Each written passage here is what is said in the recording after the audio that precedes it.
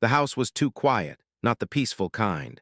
The kind that presses against your ears and makes your own heartbeat sound like an alarm you can't shut off. Silence filled every corner, heavy and unmoving, as if the walls themselves were holding their breath.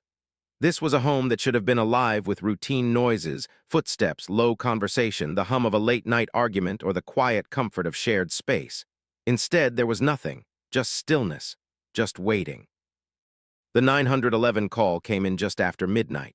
A woman's voice, shaking, uneven, words tumbling over one another as if her mouth couldn't keep up with her thoughts. She said her husband wasn't breathing. She said she'd found him on the kitchen floor. She said she didn't know what happened. Each sentence sounded rehearsed and desperate at the same time, like someone trying very hard to sound panicked. When investigators pulled up to the house, they expected the usual: a heart attack, a stroke. A tragic accident that happens behind closed doors every single night somewhere in the world. Another family about to have their lives split into before and after. They stepped inside prepared for chaos. Instead, they walked into order. The lights were on, bright, almost harsh. The television murmured softly in the background, some late-night program continuing on, unaware that anything was wrong. On the dining table sat a half-finished dinner, plates neatly placed. Food cold but untouched, as if the evening had simply stopped mid-sentence. There was no mess, no broken glass, no overturned chairs, and most striking of all, no urgency. The husband lay on the kitchen floor, his body positioned awkwardly, one arm bent beneath him. He looked small there, reduced. His skin had already begun to lose its warmth, though no one spoke that truth out loud yet. His face was frozen, his eyes half open, staring at something no one else could see. It wasn't the face of someone who slipped away peacefully. It was the face of someone who understood at the very end that something was terribly wrong. Fear had settled there, quiet, permanent. A few feet away stood his wife. She didn't rush forward when officers entered, didn't cling to them, didn't collapse into tears. She stood with her arms crossed tightly against her chest, like she was cold or bracing herself against something unseen. Her eyes were dry, too dry. She stared past the room, past the body, past the investigators, as if she had already left this moment behind. Detectives exchanged subtle glances. Not accusations, not yet, just instincts beginning to stir. They began with simple questions, the kind asked 100 times before. What time did you last see him alive? Did he complain of feeling sick? Did the two of you argue tonight? Her answers came quickly, too quickly. She didn't hesitate, didn't search her memory. She said they'd had dinner together. She said he felt fine. She said they were happy. She said everything was normal. She said she loved him. Her voice was steady, controlled, almost flat, but the room didn't agree with her words. There was something in the air, a pause between sentences that felt heavy, unspoken, as if something important was being carefully avoided. Investigators noticed how she never looked at her husband's body when she spoke. Not once. Her gaze stayed fixed somewhere else, anywhere else. They checked the doors, locked. No sign of forced entry, no broken windows, no indication that anyone else had been there, no obvious weapon, no visible injuries, nothing that screamed murder, and yet nothing that felt natural either. Paramedics confirmed what everyone already knew. He was gone, the time of death unclear, the cause unknown. For now, it would be labeled suspicious but unexplained, awaiting answer. As officers moved through the house, they noticed small things, subtle things, a trash bag already taken out despite the late hour, dishes rinsed but not washed, a faint chemical smell near the sink that didn't quite belong to cleaning products. Each detail alone meant nothing. Together, they whispered. The wife was asked if she wanted to sit down. She declined. Asked if she wanted to call someone. She said no. Her hands never shook. Her breathing never changed. Grief usually arrives loudly, spilling over in unpredictable ways. This felt muted, contained. Investigators finished their initial work and stepped back into the night. They had no grounds for an arrest, no crime scene screaming violence, just a man dead in his own kitchen and a marriage that looked on paper perfectly ordinary. But as they drove away, none of them said the words out loud. Something wasn't right. Over the next few days, friends and neighbors would describe the couple as quiet, private. Stable, the kind of marriage that didn't draw attention. No public fights, no police calls, no warning signs anyone wanted to admit they'd missed. But detectives know this better than anyone else. The most dangerous secrets don't shout, they whisper. They live in routines. They hide behind smiles and shared dinners and carefully chosen words. As paperwork moved forward and the autopsy was ordered, investigators couldn't shake the feeling that this death wasn't sudden, that it wasn't fate, that it wasn't an accident, because when love fades, it doesn't always leave. Sometimes it turns into resentment. Sometimes it turns into planning. Sometimes it waits patiently for the right moment. And as the house stood empty that night, lights still glowing in the windows, one truth lingered in the silence. This wasn't the end of a story.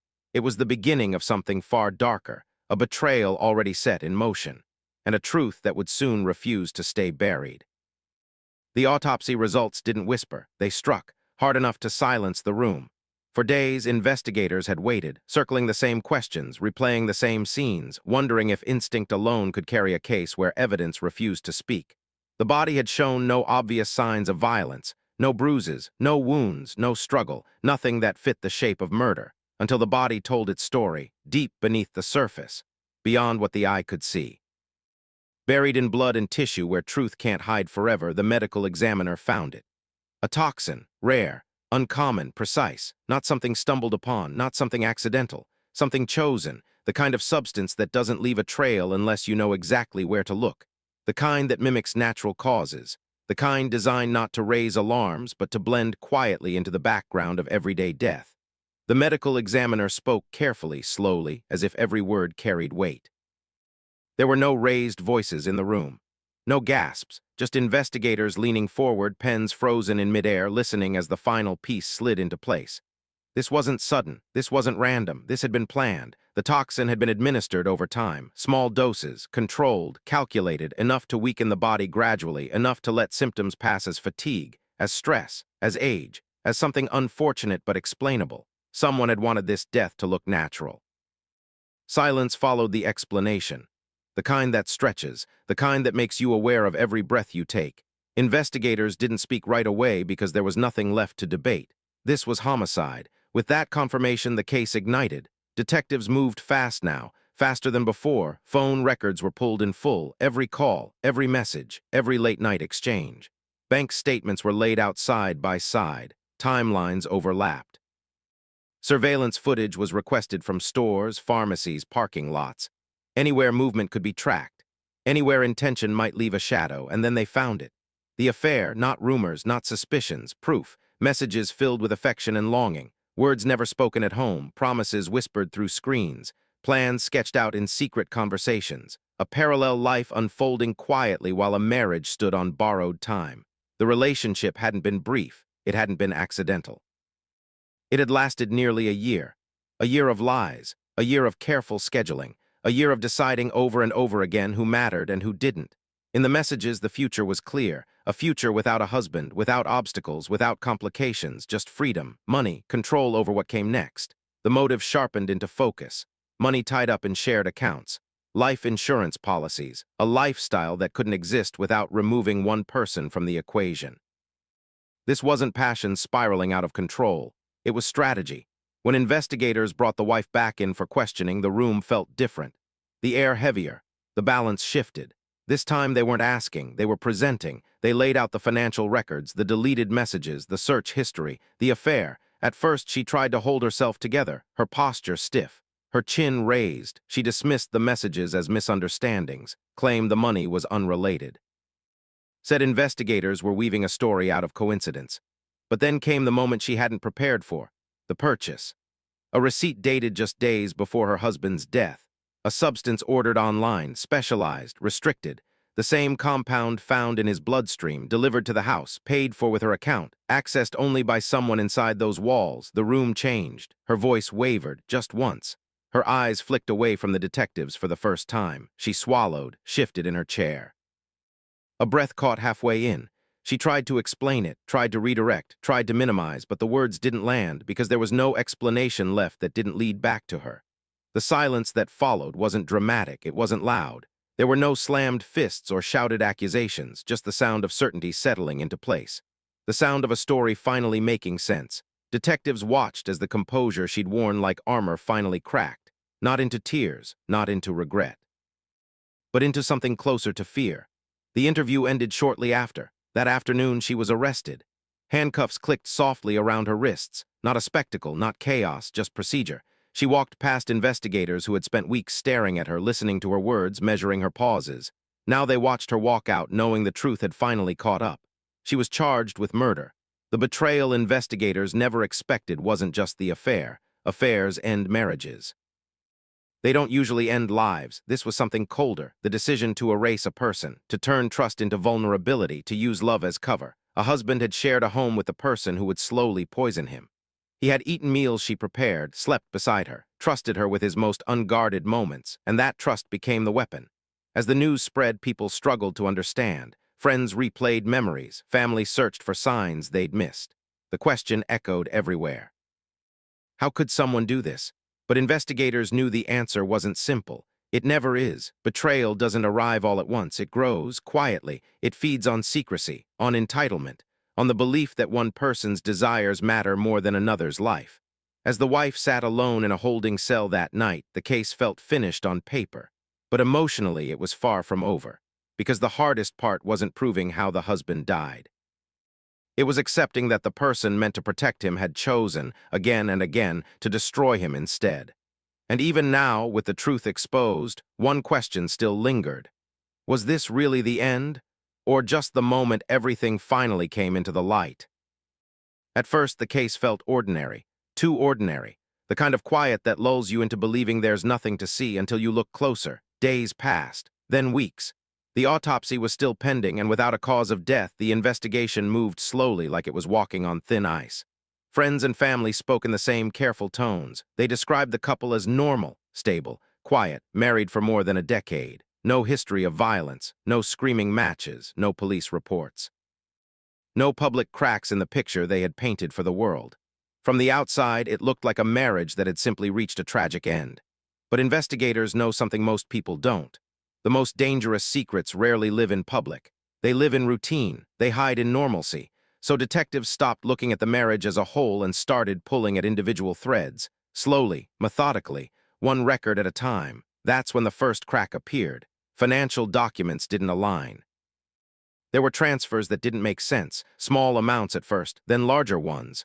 Money moved between accounts that hadn't been disclosed, private savings the wife claimed she had never heard of, accounts that existed quietly, untouched for years, then suddenly active in the months leading up to the husband's death. Money doesn't move without reason. Then came the digital trail, emails that had been deleted but not erased, messages sent late at night, sometimes after midnight, short, coded, intimate. Many of them wiped from the phone, but fragments remained, like fingerprints someone forgot to clean. Investigators noticed something else.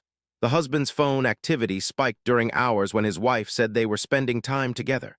Conversations that overlapped, timelines that didn't match the story she'd told so confidently. The picture of a quiet marriage began to blur. Witness statements added weight to the unease. A coworker spoke about tension at work, about how the husband had become distracted, anxious. Another mentioned fear, not loud fear, not dramatic fear, but the kind that lingers behind someone's eyes. The kind that makes them check over their shoulder, the kind that keeps them from sleeping. And then someone said something that changed the room. "If anything happens to me," the husband had once said, half joking, half serious, "look at my wife." That sentence didn't echo, it dropped, heavy, final. Detectives sat with it longer than they wanted to admit. People say strange things sometimes. Gallows humor, stress. But this didn't sound like a joke, it sounded like a warning disguised as one. With that thought lingering, investigators returned to the house. This time they didn't rush, they didn't assume. They slowed down, they walked the same rooms again but with different eyes, not as first responders, as listeners, as observers, as people who understood that crime scenes don't always scream. Sometimes they whisper. In a cabinet near the kitchen sink, they found medication bottles, prescriptions that didn't belong to the husband. Some expired, some recently refilled, none of them mentioned during the initial interview. In the bathroom trash, beneath layers of paper and packaging, they found empty blister packs, pills that shouldn't have been there, pills no one had explained. Then came the computer. The home computer told a story no one else had. Search histories don't lie. They don't soften their words, they don't care about appearances. How long does poison take to work? Can toxins cause natural death? Undetectable poison symptoms. What looks like heart failure but is? The questions stretched back months. Each search was a step. Each click was a choice. Investigators sat in silence as the timeline formed. This wasn't panic searching after a death. This wasn't curiosity. This was research. Careful, repeated, intentional. When detectives confronted the wife again, the tone changed. She didn't cry. She didn't yell. She didn't ask why. She sat still, calm, almost bored. She denied everything, said the money wasn't suspicious. Said couples have secrets sometimes. Said emails get deleted by accident. Said investigators were reading too much into things that didn't matter. She told them grief looks different on everyone. And she was right, grief does look different. But it usually comes with pain. What investigators saw instead was distance, emotional separation. A woman already detached from the man she claimed to love. Her words didn't shake, her hands didn't tremble, her eyes didn't search the floor or the ceiling or the door. They searched the detectives instead, as if measuring them, as if calculating. Behind the image of a loyal spouse, something else was coming into focus. A second life, one lived quietly, carefully. A relationship that existed in messages and secret meetings. A future imagined without a husband in it, and with that realization came the darkest truth of all. This wasn't a moment of rage, this wasn't an argument gone too far, this was patience. A plan built slowly, over weeks, over months. A line crossed not in a single step, but inch by inch, until turning back no longer felt possible. Investigators still didn't know how the husband died. The autopsy results hadn't returned yet. There was no official cause, no smoking gun. But certainty had settled in their bones. This wasn't an accident. This was intention hiding behind normal life. A slow burn that had already consumed one man and threatened to consume everyone connected to him. As detectives left the interview room that day, the wife watched them go, her face unreadable, her expression unchanged. The truth was closing in, and she knew it. The verdict didn't echo. It landed, quiet, final, unavoidable. The courtroom had been heavy from the moment the doors opened that morning. Not loud, not chaotic. Heavy in the way grief settles into a room and refuses to leave. Every bench was filled, every eye fixed forward. No one whispered, no one shifted. It felt like everyone understood that what was about to happen could never be undone. The trial itself had been brief but relentless. Text messages were read aloud, one by one, their words stripped of privacy and placed under fluorescent lights. Promises, lies, intimate conversations never meant to be heard by anyone else. Each sentence exposed another layer of betrayal, another moment where trust had been quietly abandoned.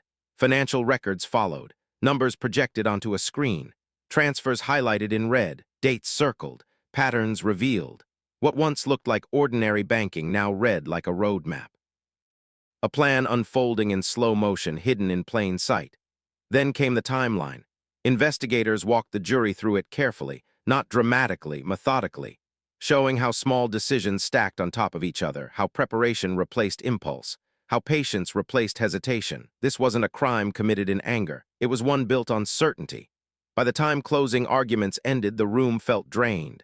The jury didn't take long. They filed back in without expression. 12 strangers carrying the weight of someone else's life-changing decision.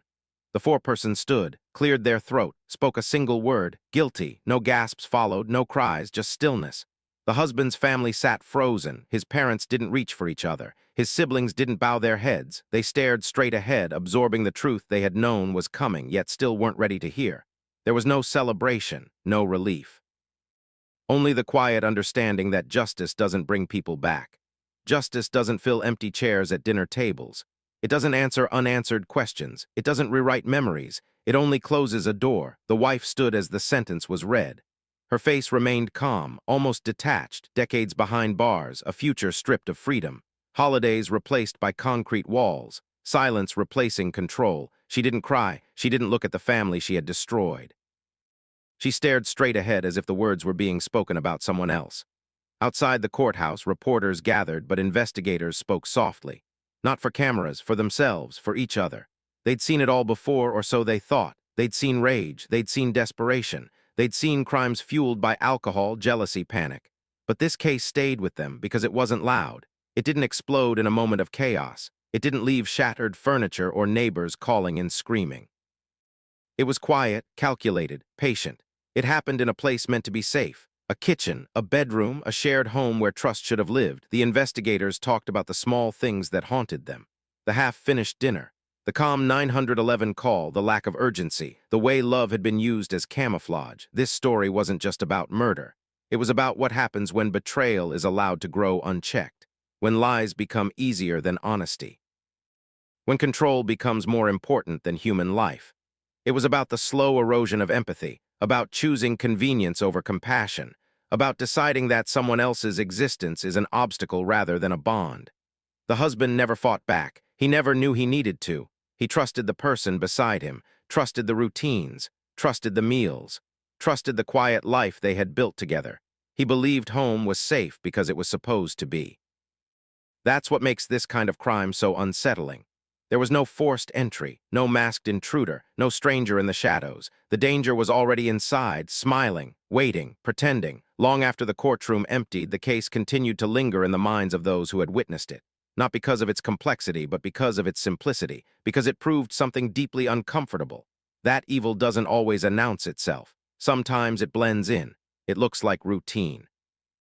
It sounds like reassurance. It feels like trust. The husband's name would fade from headlines. The case would be archived. The courtroom lights would dim and move on to the next trial. But for the family, time would always be divided into before and after, before they learned the truth, after they understood how close betrayal can live to love. And for anyone listening to this story, the lesson remains, lingering in the silence left behind. Pay attention to what feels off. Listen when instinct whispers. And remember, sometimes the greatest threat isn't a stranger in the dark. It's the person sitting across the table, smiling, pretending everything is fine. And that truth, once seen, can never be unseen.